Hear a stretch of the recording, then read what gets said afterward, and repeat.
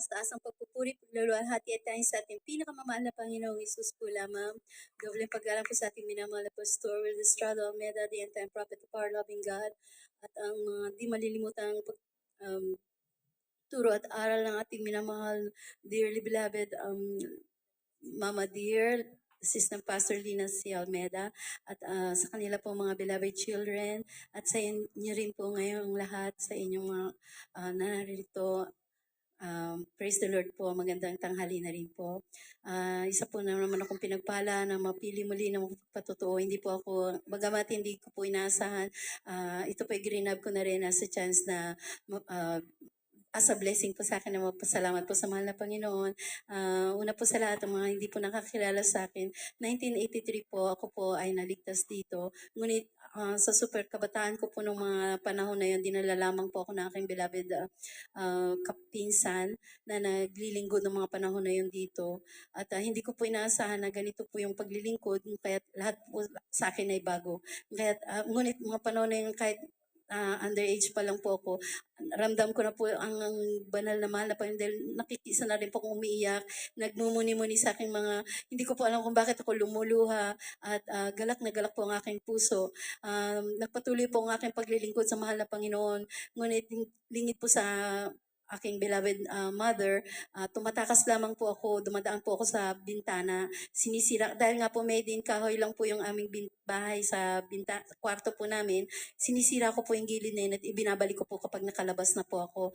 Kaya wala pong kaalam-alam ang beloved mother ko na ako'y tumatakas na dumadalo po dito sa gawain. Dahil talaga pong na-inlove at first love po ako sa mahal na Panginoon. No? At nagdadalaga pa lang po nga, kasi ako nung panahon na yun, kahit ang beloved mother ko ay talaga napakahigpit po sa amin.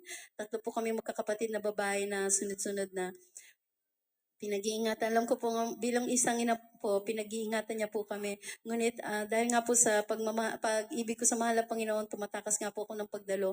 Isang araw po, pumunta po ang beloved mother ko sa kwarto namin at nakita niya po kasi yung kama po namin, nilalagyan ko lang po yun ng unan at nilalagyan ko po ng kumot as a dummy na parang natutulog po ako. Nabisto po ako ng beloved nanay ko po noon. Kaya nung umuwi po ako, dumaan din po ako dun sa bintana, ngunit nakaabang po ang aking beloved mother. May hawak po siyang pamalo at tinawag niya po ako doon sa sala at talagang kinausap niya po ako. Ngunit dahil nga po sa ako ay underage pa noon, pinapili niya po ako.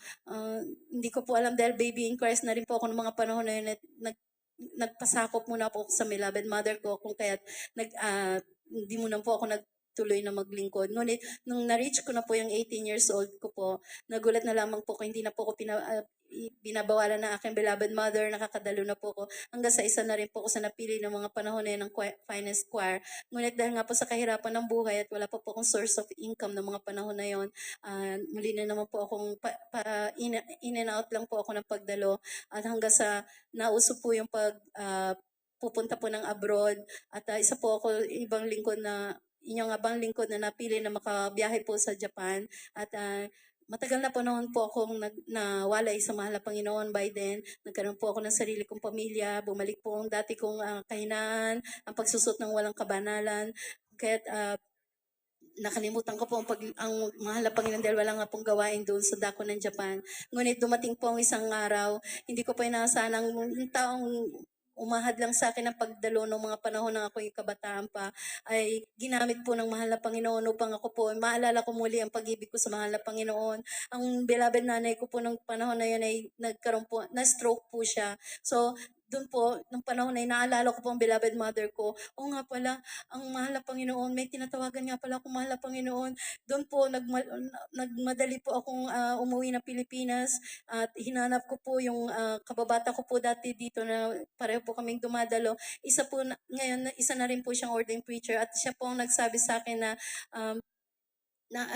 later po yung nung tinawag ko po siya, ininyahan ko po siya sa bahay namin upang pong mapanalangin niya po ang aking beloved mother ng mga panahon na yon. Alam niyo po, nung wala isang buwan, nakalakad pong muli ang aking beloved mother. Naka-recover po siya sa kanyang pagpaparalyze. Ngunit alam ko po na pansamantala lang po yun dahil hindi pa po siya mananampalataya.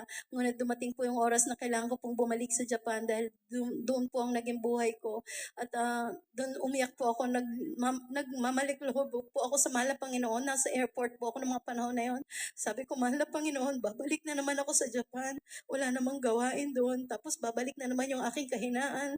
Paano na po ang beloved nanay ko?" Sabi ko gano'n. Ayaw ko pa po siyang mawala. Huwag niyo na muna po siyang mawala sa buhay namin. Hindi pa po ako nakakapag, kumbaga, yung kailangan ko pa po siyang bigyan ng parang, dahil nga ako po ang breadwinner po sa amin, bigyan ko po siya ng magandang buhay. Ngunit hindi po 'yan ang dapat ibigay, kundi ang kaligtasan niya po. Kaya nga po sabi ko, "Mahal na Panginoon, paano na ako?" Alam niyo po yung mga katabi ko sa eroplano nung nakasakay na po, halos pinagtitinginan po ako dahil nagtakip lamang po ako ng jacket. Dahil nga iyak po ako ng iyak, dahil nagsusumamo po ako sa mahal na Panginoon. Papaano na, mahal na Panginoon?" Sabi ko po gano'n. Tapos alam niyo po, nung dumating na po ako sa Japan, kumontak po ulit ako sa beloved OP ng kababata ko po. Sabi niya po sa akin, "May gawain na diyan sa Japan, hanapin mo." Binigay niya po sa akin yung address. Alam niyo po, hindi po ako nagdalawang isip. Hinanap po namin yung beloved husband at nakita po namin yun. Alam niyo po, eksakto pa naman po na second year anniversary po noon. At pagpasok ko po dun sa ano, sa event, sa venue, talaga pong parang sinalubong po ako ng malamig na yakap, kaya nagpapasalamat ako sa mga Panginoon. At eksakto po nandun po ang mga beloved children, kaya hindi man po sila nalapitan dahil hindi pa po ako active ng mga panahon na yun, dahil nakabalik pa lamang po ako. Kung kaya pinanghawakan ko na sa sarili ko na ito na ang start na para makapaglingkod po ako muli sa mahal na Panginoon, na pinagpala po ako. Alam niyo po, doon pala ako gagamitin ng mahal na Panginoon. Naggamitan ng balik ang binigay niya sa akin na talento. Alam niyo po, yung binigay, dati po akong finance choir, yung binigay niya po sa akin talento, ginamit ko lamang po sa pansanlibutan sa banda-banda. Yun po ang naging ano ko po, kaya po ako napunta dako ng Japan. Ngunit hindi nga po ako masaya sa panahon na yun. Ngunit wala po akong magawa dahil wala po sa akin ang spirit ng mga panahon na yun. Ngunit yung pala, isa rin pala ako sa mga mahal na Panginoon na inabot ng panalangin ng ating mahal na pastor, ang ating beloved mahal na pastor, na salamat po sa kanyang mga walang sawang pananalangin. Isa po ako sa mga nahipo na nakabalik pong muli. Alam niyo po, yung pagiging finance choir ko, inabot po ako para pong Israelites. 40 years po ako inabot para muling ibinalik po ako ng mahal na Panginoon sa ganitong pang-aawit sa kanya. Nagpapasalamat po ako sa mahal na Panginoon, at bago po siya bumalik, ako po ay kanyang muli tinawag. Isa na lamang po, yung time po na ako ay nawalay sa mahal na Panginoon, nagkaroon po ako ng sakit na myoma. Yun po ay talagang akala ko po normal lang po sa isang babae ang magkaroon ng ganun, parang inaagasan. Ngunit tiniis ko po dahil nga po meron naman po akong source of income, dun po umaasa lamang po ako sa gamot. Ngunit nung nakabalik na po ako sa mahal na Panginoon, lagi po ako may check-up sa doctor. Meron po akong yung kailangan po, kasi bumababa po yung ano ko po, yung nagiging low blood po. Pag naging mababa pa raw po, kailangan raw po akong operahan. Ngunit nung nakabalik na po ako sa mahal na Panginoon, may dumarating po sa Japan po kasi yung notice na yung sa para pong PhilHealth po yun dito sa Pilipinas, na may darating na notice kung ano yung isang taon mong ano na yung mga saan ka nagpuntang hospital. Nagulat na lamang po ako yung sa papel na yon, sa notice na yon. Talagang totally zero. Wala po akong pinuntang hospital. Naalala ko, doon ko lang po naalala, hindi na pala ako napupunta ng hospital dahil wala na nga po akong nararamdamang sakit. Pinagaling na po ako ng mahal na Panginoon sa mayomang yan, na talagang nagpahirap po sa akin ng talagang mahabang panahon. Ngayon po, yung po yung papasalamat sa mahal na Panginoon, na patunay na ako po pinatawad na po niya sa lahat ng mga nagawang kasalanan sa akin po. Panahon na napakahaba pong panahon na nawala ako sa mahal na Panginoon, hindi ko po talaga inaasahan ako ibalik niya. Kaya nagpapasalamat po ako sa lahat ng panalangin nating minamahal na pastor. Wala pong sawa na pagluhod. Kaya ang lahat ng kapurihan ay tanging sa ating pinakamamahal na Panginoong Hesus po lamang.